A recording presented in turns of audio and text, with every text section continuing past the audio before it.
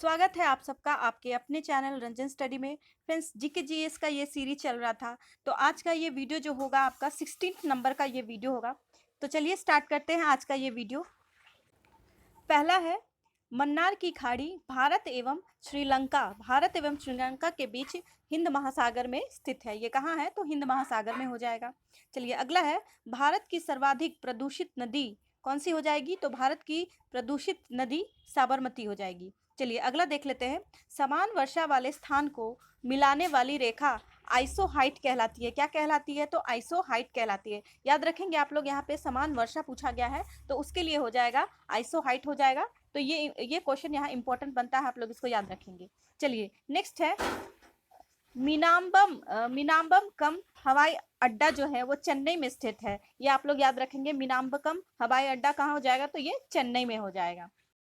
चलिए अगला है, किन्ना स्वामी अभ्यारण्य कहाँ हो जाएगा? तो किन्ना स्वामी जो अभ्यारण्य है वो आपके आंध्रा में हो जाएगा, आंध्र प्रदेश में हो जाएगा।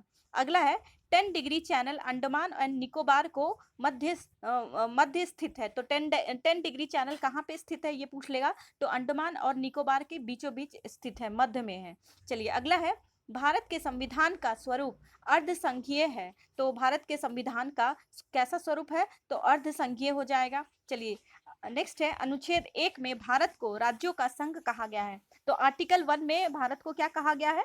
तो आर्टिकल 1 में भारत को राज्यों का संघ कहा गया है। चलिए नेक्स्ट है, संविधान संशोधन की प्रक्रिया का उल्लेख 20वें भाग में है। तो संविधान का संशोधन की जो प्रक्रिया है, जो उसका जो भी वो इसमें रूल्स वगैरह हैं, वो किस में मिलेगा? भाग यानी कि पार्ट, भाग पार्ट को कहते हैं। तो पार्ट 20वें पार्ट में मिलेगा। चलिए नेक्स्ट है, रेल रेल हो गया, डाक हो गया और मुद्रा हो गया, ये किस में आता है? तो ये संघ सूची के प्रमुख विषय हैं। तो ये तीनों आपका संघ सूची के अंदर आएगा। संघ यहाँ पे हो जाएगा आपका यूनियन हो जाएगा। ये किसके अंदर आएगा? तो यूनियन लिस्ट के अंदर हो जाएगा। क्या हो जाएगा? तो रेल हो गया आपका, डाक हो गया और मुद्रा हो गया, ये सब आएंगे आपके यूनियन लिस्ट में, संघ सूची में ये सब आ जाएंगे। चलिए नेक्स्ट है, भारत का एक राष्ट्रपति होगा, यह आर्टिकल 52 में कहा गया है। तो भारत का एक राष्ट्रपति होगा, ये कौन से आर्टिकल में लिखा है? तो आर्टिकल नंबर 52 में लिखा है। चलिए नेक्स्ट है, जम्मू एंड कश्मीर का संविधान 26 जनवरी 1957 ईस्वी को लागू हुआ था।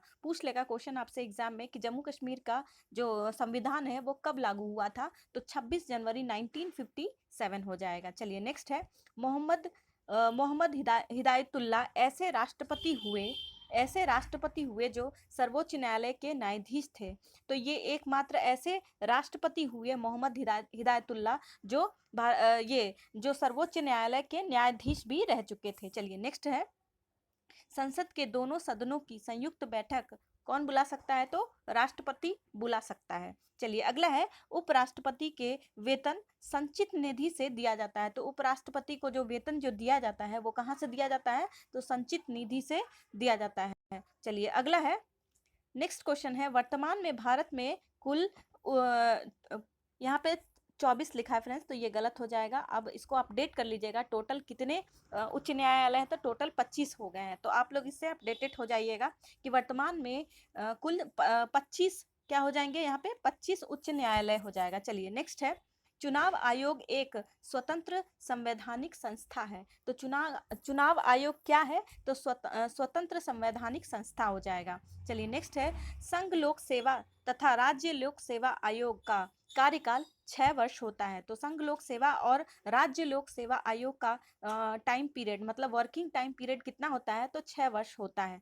चलिए अगला देख लेते हैं, वित्त आयोग का गठन 1951 ईस्वी में किया गया था। तो वित्त आयोग का गठन कब किया गया था? तो 1951 में किया गया था। नेक्स्ट है, झंडा में अशोक चक्र का रंग गहरा नीला होता है। तो झंडा में अशोक चक्र का कैसा रंग होता है? तो गहरा नीला हो जाएगा। चलिए अगला है, राष्ट्रगान को संविधान सभा द्वारा 24 जनवरी 1950 ईस्वी को स्वीकार किया गया था। ये अलग अलग क्वेश्चन बनता है एग्जाम में फ्रेंड्स, यहाँ पे याद रखिएगा, यहाँ पे क्वेश्चन आपको पूछा गया है कब स्वीकार किया गया है, राष्ट्रगान को संविधान सभा द्वारा कब स्वीकार किया गया है? तो ये हो जाएगा 24 जनवरी 1950 ईस्वी को स्वीकार किया गया। चलिए नेक्स्ट है, सर्वप्रथम राष्ट्रीय गीत वंदे मातरम को 1896 ईस्वी में भारतीय राष्ट्रीय कांग्रेस के कलकत्ता अधिवेशन में गाया गया था। तो इसको राष्ट्र गीत जो है वंदे मातरम, इसको पहली बार कब गाया गया था? तो 1896 में गाया गया था। और कहाँ गया था, कहाँ गाया गया था? तो कलकत्ता के अधिवेशन में गाया गया था। चलिए अगला है, संविधान सभा ने तिरंगा को राष्ट्रीय ध्वज के रूप में 22 जुलाई 1947 ईस्वी को अपनाया था। यहाँ पे आप लोग याद रखेंगे अपनाया कब गया था, ये यहाँ पे पूछा गया है। तो 22 जुलाई 1947 हो जाएगा। चलिए नेक्स्ट है, शक संवत का प्रथम महीना चैत और अंतिम महीना फागुन होता है। कौन सा होता है? तो पहला महीना चैत होता है और अंतिम महीना फागुन हो जाएगा। चलिए अगला है, राष्ट्रीय पंचांग को 22 मार्च 1957 ईस्वी को लागू किया गया था। तो राष्ट्रीय पंचांग को कब लागू किया गया था? तो 22 मार्च और 1957 को ये लागू हुआ था। चलिए नेक्स्ट क्वेश्चन देखते हैं, संगीत नाट्य अकादमी की स्थापना 1953 ईस्वी को हुई थी। तो संगीत नाट्य अकादमी की स्थापना कब हुई थी? 1953 में हो जाएगा। आप लोग याद रखेंगे संगीत में 3 अक्षर यूज किए गए हैं, स ग और त यूज किया गया है। तो इस तरह से आप लोग याद कर रख सकते हैं कि 1953 में इसकी स्थापना हुई थी। चलिए अगला है, स्वतंत्र भारत के थल सेना के प्रथम भारतीय जनरल के.एम. करियप्पा थे। कौन हो जाएंगे? तो के.एम. करियप्पा हो जाएंगे। चलिए अगला है, स्वतंत्र भारत के नौसेना के प्रथम कमांडर वाइस एडमिरल आर.डी. कटारी थे। कौन थे? आर.डी. कटारी हो जाएंगे। चलिए नेक्स्ट क्वेश्चन पे चलते हैं, स्वतंत्र भारत के प्रथम वायुसेना के general air marshal Ashutosh Mukherjee थे। कौन थे? तो जनरल एयर मार्शल कौन थे? आशुतोष मुखर्जी हो जाएंगे। फ्रेंड्स, अगर आप लोगों ने हमारे चैनल को सब्सक्राइब नहीं किया है तो प्लीज़ से जाकर सब्सक्राइब कर लीजिए और अपने सारे फ्रेंड्स के पास शेयर करिए और इसको लाइक भी करिए। Thank you friends. चलिए अगले पे चलते हैं, वैदिक सभ्यता एक ग्रामीण सभ्यता है। तो वैदिक सभ्यता कैसी सभ्यता है? तो ये ग्रामीण सभ्यता थी, वैदिक सभ्यता। चलिए अगला है, सामवेद को गीतों के रूप में गाया जाता है। तो सामवेद को कैसे पढ़ा जाता है? तो इसको गीतों के रूप में गाया जाता है, इसको गा के पढ़ा जाता है। चलिए नेक्स्ट है, पाटलिपुत्र की स्थापना किसने की थी? उदयन ने की थी। किसने की थी? तो उदयन हो जाएंगे। चलिए नेक्स्ट है, महापद्मानंद नंद वंश के संस्थापक थे। महापद्मानंद किसके संस्थापक थे? तो नंद वंश के संस्थापक हो जाएंगे। चलिए अगला है, अशोक का नाम अशोक मास्की अभिलेख में मिलता है। तो अशोक का नाम अशोक सेम टू सेम किस में मिलता है? तो सेम टू सेम मास्की अभिलेख में मिलता है। चलिए नेक्स्ट है, अशोक के स्तंभ का पता सर्वप्रथम टी पैंथलर ने 1750 ईस्वी में लगाया था। तो अशोक के स्तंभ का सबसे पहले पता किसने लगाया था? तो टी पैंथलर ने लगाया था। और कब लगाया था? 1750 में लगाया था। इसका सबसे पहले पता किसने लगाया था? तो टी पैंथलर ने लगाया था और 1750 में लगाया था। अगला है, गौतमी पुत्र सतकर्णी सातवाहन वंश का शासक था। तो गौतमी पुत्र जो सतकर्णी थे वो किस वंश के शासक थे? तो सातवाहन वंश हो जाएंगे। और यही थे जो सीसे का सिक्का चलाए थे। चलिए अगला है, अश्वघोष कनिष्क का दरबारी कवि था। तो अश्वघोष कौन था? तो कनिष्क का दरबारी राजकवि था। चलिए अगला है, इलाहाबाद प्रशस्ति के लेखक हरिसेन हो जाएंगे। कौन हो जाएंगे? हरिसेन थे। हर्षवर्धन ने 41 वर्ष तक शासन किया तथा उसका शासनकाल 647 ईस्वी में समाप्त हो गया था। हर्षवर्धन कितने साल तक शासन किया? तो 41 वर्ष तक ये शासन किया।